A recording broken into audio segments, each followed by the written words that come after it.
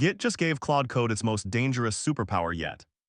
Before Worktrees, running two Claude sessions on the same repo was a crime scene waiting to happen. Branch conflicts, overwritten files, one agent undoing what the other just built.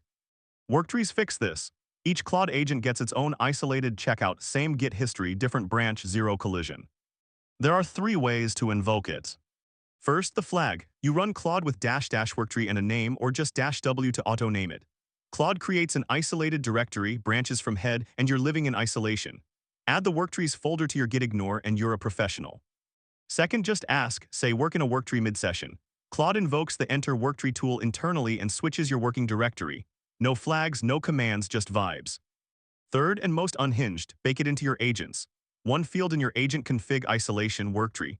Every time that subagent runs, it gets its own branch, its own checkout, and it runs completely in the background.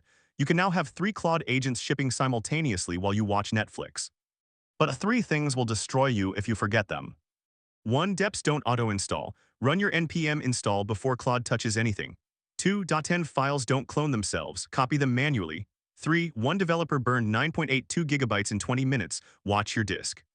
That's Git Worktrees for Claude Code. Git Worktree ad and don't forget to subscribe. See you in the next one.